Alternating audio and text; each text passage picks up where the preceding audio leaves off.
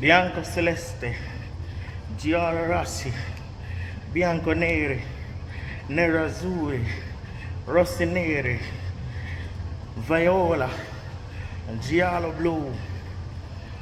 Some of the names given to our most loved European football clubs in the 90s. Bud Light 90s Italian football. That was the league. Welcome back, viewers and subscribers. It's your host, Sports is Greg, host with the most knowledge. And today, I want to talk a little about the resurgence of Italian football and a little bit of history as we remember the 90s football in Italy. Well, up until the early 2000s, before the match fixing scandal, which sent Juventus to Serie B, and that Inter Milan have a lot of points. Because of the resurgence of the league, like I said, and the Serie A teams doing very good in European competitions. Inter and AC Milan faced off in the semi-final of the Champions League. Biggest club rivalry, you may say, in the world, to be played in the Champions League semi-final. Is very epic. This is a very emotional clash when these two teams meet. Not so much like the Inter versus Juventus, which is sometimes kind of tense and defensive. Inter AC, they share stadium, they share city, everything. So, it's a bit more passion when these two teams met. Also, we have Juventus moving on to the semi-finals of the Europa League, joined by Roma, and then Fiorentina also in the semi-finals of the Europa Conference League. So that's what, 5 Italian teams making it to semi-finals of the top European competitions. And Napoli, who is actually leading the Serie A right now, they made it to the quarterfinals before getting knocked out by AC Milan. And shouts out to Napoli. They are one of the teams that started to break up the traditional hold of the Scudetto by the Inter, AC, and Juventus over the past probably 20 years. They kind of started to break that up. So shout outs to teams like Napoli and Atalanta, starting to give those teams a run for their money again. By the way, before I go any further, don't forget to like, subscribe, share the videos. For my new subscribers, especially those that joined because of the latest track and field videos, thanks a lot for subscribing. Thanks for continuing to leave commentary on my videos, and like and share. Anyways, back to the topic at hand. So like I said, Napoli currently leading the Serie A and should be able to wrap up the title if they win 4 of their next 8 games.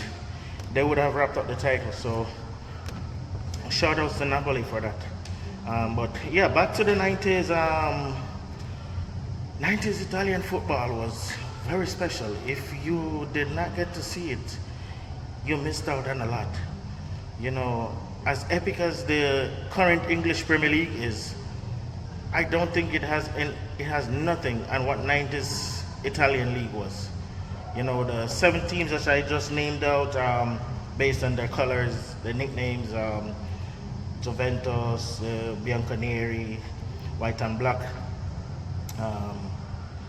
Lazio, Bianco Celeste, white and blue, Parma, Giallo Blue, yellow and blue, Roma, Giallo Rossi, yellow and red, Inter, Nerazzurri, black and blue, Rossoneri, red and black, and I think I'm missing one. I don't remember which team. Oh, Fiorentina, Viola, which close enough.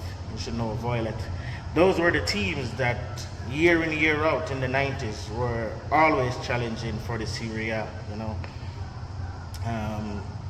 I can name out some of the players off the top of my head, but to name a longer list, I would probably have to look on a sheet. But Inter had the likes of the man himself, R9, Ronaldo Nascimento, Zamorano, Alvaro Recoba, Zanetti, just to name a few of the Inter players. Lazio had the likes of Pavel Nedved, Mancini.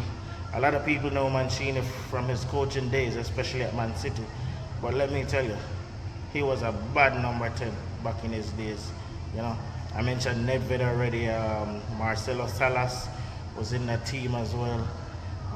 Parma had the likes of Veron,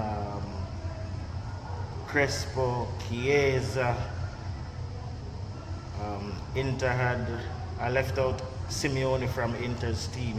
Juventus still had Zidane. He hadn't moved on to Real Madrid yet. They had Zidane. They had Edgar Davids. AC Milan with the likes of Boban, Leonardo, the ever-present Paolo Maldini in defense. So Serie A is where the top players from South America, Europe, and even Africa. Big ups to George Weah, was the top man at AC Milan at the time as well. He was the best striker, or top 2 striker in the world then, one at Inter Milan, one at AC Milan, George Weah and R9, so Serie A is where the top players went to from around Europe and Africa and South America, if you're not from that country. So, the Spanish league, German league, English league, they got the top talents from their league, from their country.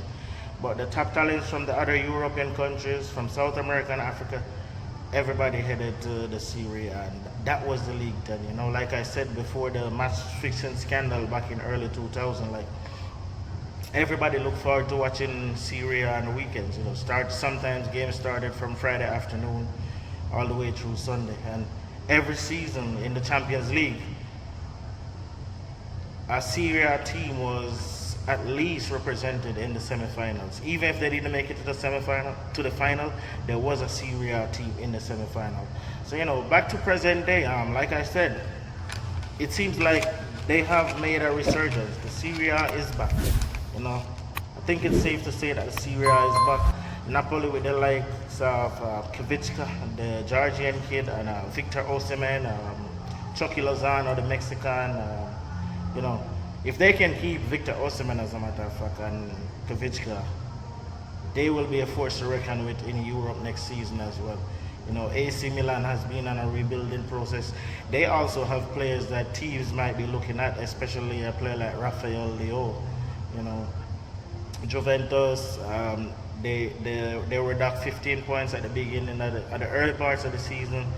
The league ruled in favor of them just this past week, and that those 15 points, they got them back. They're now in 3rd place. Roma doing their thing, whatever club competition they're playing in Europe. Hats off to Jose Mourinho. He makes his mark wherever he goes. Sometimes it's a negative imprint, most of the times it's positive, and he's definitely leaving his mark on a Roma team, a resurgent Roma team right now. The likes of Dybala, Pellegrini, and Tammy Abraham doing their thing. El Shaarawy resurrecting his career. He was the next big thing when he was at Milan, but it didn't work out, and he bounced around the place for a little bit before now joining AS Roma. But Roma, another team that's making waves. If they can keep a hold of Jose Mourinho and their young stars, definitely something to look out for in the coming years for them. But quickly, I need your comments in the comment section. I want your prediction on the semifinals, Inter versus AC Milan. I think Inter has the squad to beat them, but AC right now is playing with a chip on their shoulder. So I'm gonna go with AC Milan to make it to the finals of the Champions League.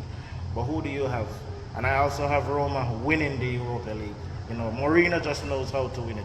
But leave your comments in the comment section and let me know who you think will push on through, who will make it to the finals, who will win. I have Real Madrid to win the Champions League. I'm not gonna change on that right now, even though Man City is playing so well. But this is about the Serie A, so let's keep it Serie A. Leave your comments in the comment section. Did you watch Serie A in the 90s? how do you compare? How do you rate it now compared to the English Premier League of today's date or after 2000s? Leave your comments in the comment section, like I said. Let me know. Until next time, stay safe, be blessed, peace.